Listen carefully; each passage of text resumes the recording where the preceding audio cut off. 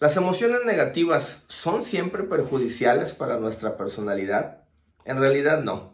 Nos han enseñado de una manera errónea desde que tenemos uso de razón a rechazar aquellas emociones que se consideran como negativas o incluso malas, tales como la ira, el resentimiento, el enojo, la tristeza, el miedo, la soledad. Lo cierto es que estas emociones forman parte muy importante de todo lo que es la trama de afectos que el ser humano puede experimentar, que tienen un lugar, un sitio muy necesario en nuestra vida y que tenemos que aprender sobre todo a conocer, a identificar para poder trabajar con estas emociones. Las emociones negativas no representan por sí solas algo que sea dañino para nuestra personalidad, para nuestra salud física, para nuestro equilibrio afectivo. El problema con las emociones negativas son básicamente tres cosas. La primera, que no sabemos identificarlas, que no sabemos detectar que están ahí, que nos puede costar mucho trabajo reconocer que estoy sintiendo tal o cual emoción porque me han enseñado que está mal sentir envidia, que está mal sentir celos, que está mal sentir coraje y entonces me culpo. Por ello, un primer problema con las emociones negativas radica en que a veces no sabemos identificarlas o que nos cuesta trabajo aceptar que están ahí. Por eso la primera tarea con ellas es identificarlas, darnos cuenta y entender exactamente qué es lo que estoy sintiendo. El segundo gran problema con las emociones negativas radica en el que estamos muy acostumbrados a dejarlas de repente fluir sin un control de manera impulsiva, por ejemplo con el enojo, con la ira, y que nos hace decir cosas que no queremos, que en realidad no sentimos, pero que en ese momento, víctimas de un impulso, de un arranque de rabia quizá, o de celos, decimos cosas que pueden ser muy hirientes y muy destructivas.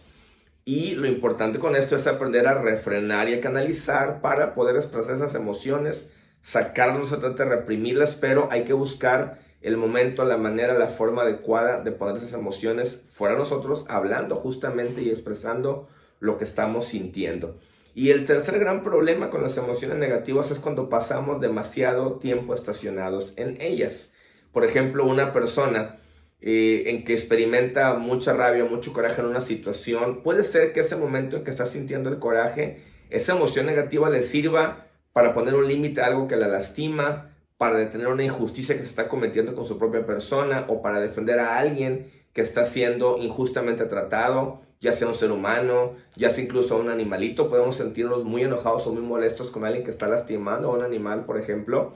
Y esta rabia, esa indignación es normal, es buena y es necesario sentirla, porque entonces podemos hacer algo para detener ese abuso, ese maltrato, esa injusticia que se está cometiendo.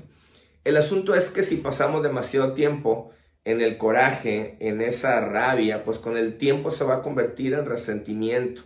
Y el resentimiento es algo que acumulado en grandes cantidades por periodos prolongados, por supuesto que va a afectar nuestro equilibrio emocional, pero también el resentimiento tiene el poder de afectar la salud física. Problemas muy frecuentes que tenemos asociados al mal manejo de la ira, ya sea porque estamos frecuentemente dejándonos llevar en un arranque de explosividad, o bien la ira retenida y prolongada que se convierte, insisto, en ese resentimiento, pues radica en que nos afecta, por ejemplo, en nuestro aparato digestivo. Muchos problemas de gastritis y de colitis nerviosa están asociados a un mal manejo de la ansiedad, de la ira, de la rabia, del coraje, del resentimiento. Igualmente también tenemos afectaciones por parte de emociones como lo es la tristeza. La tristeza es una emoción, sí, de índole negativo, porque se considera que no nos impulsa, que no nos hace ir hacia adelante, sino que nos inhibe, nos frena. Entonces es una emoción que va a detener temporalmente o a hacer más lento nuestro desarrollo, nuestro bienestar, nuestro equilibrio emocional. Pero la tristeza también cumple funciones muy importantes, como por ejemplo aprender a distinguir si me siento muchas veces triste en una relación, que quizá lo más sano sea no estar en esa relación, ya sea de amistad, de trabajo o de pareja. La tristeza es una especie de alarma que me hace decir, no me estoy sintiendo bien con esto, no me están tratando como yo me quisiera, como yo merezco, y entonces puedo entender la forma y la necesidad de irme, de alejarme, de marcharme de una situación que quizá es tormentosa. La tristeza también sirve para expresar las experiencias de duelo cuando personas queridas se han marchado, ya sea de nuestra vida por una decisión propia o cuando se han marchado físicamente de este plano terrenal. La tristeza es necesaria y es normal sentirla. Lo que no es sano es dejarla ahí sin hablar de ella, sin tratarla, sin abordarla en terapia, sin buscar ayuda y permanecer por largos periodos sumergidos en una tristeza que nos paraliza, que nos frena, que nos limita nuestra capacidad para hacer cosas. Pero no es que sea malo sentir tristeza. Mucha gente, cuando está pasando por experiencias de duelo, a veces está recibiendo comentarios que pueden ser muy bien intencionados, pero que en realidad no apoyan en nada al manejo de nuestras emociones. Y nos dicen cosas como, es que no llores, es que no estés así, es que no te aísles, es que... Y la realidad es que la persona tiene que tener momentos en los cuales se permite llorar, porque el llanto libera, nos permite desahogar toda esa carga emocional que experimentamos por el dolor de alguien que se marchó de nuestra vida, en el formato o en la manera en la que sea. Pero llorar es necesario. Lo que estamos diciendo es que se vuelve muy importante que hablemos de lo que nos pasa, que busquemos ayuda, una guía terapéutica, que podamos desfogar todo este caudal de emociones para no quedarnos estacionados en esa tristeza. Una persona que pasa deprimida mucho tiempo y que no recibe ayuda psicológica o incluso médica, pues es una persona que va a haber comprometido con el correr del tiempo su equilibrio emocional, pero también incluso afecta el funcionamiento del sistema inmunológico. Una persona que está deprimida tiende, por regla general, a padecer más enfermedades, por ejemplo, de tipo alérgico o infeccioso, porque sus defensas no van a trabajar como debiera, porque están inhibidas justamente por este aplanamiento afectivo que lleva a través de una conexión nerviosa y hormonal a generar un impacto en todo nuestro organismo. Pero bueno, es una emoción que, al igual que las demás que hemos mencionado, necesita tener esta salida, tener este desfogue para poder trabajar con ella y compartir con los demás el cómo nos sentimos, compartir con ellos por momentos, pero también pasar momentos a solas para poder trabajar con esas emociones, para tener una charla con nosotros mismos, para hacer meditación, para hacer oración. La tristeza tiene que procesarse con diferentes herramientas. Lo importante es que la persona viva esas herramientas y entienda que es un cauce natural, que tiene que seguir la expresión de esos afectos y que si habla de ellos, si los trabaja, si pide la ayuda necesaria, va a poder irse sintiendo mejor conforme el tiempo pasa.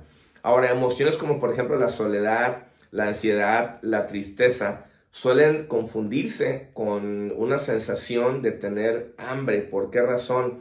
Porque resulta que los centros nerviosos que controlan las experiencias fisiológicas del hambre, la sexualidad, el sueño, la sed, que están reguladas particularmente por el hipotálamo, por esta zona que pertenece al sistema límbico, pues resulta que ahí en nuestro cerebro, en esta parte del sistema nervioso central, también se regulan las experiencias de emociones intensas como el miedo, la ira, la rabia, la alegría, la sexualidad, lo mencionaba hace rato.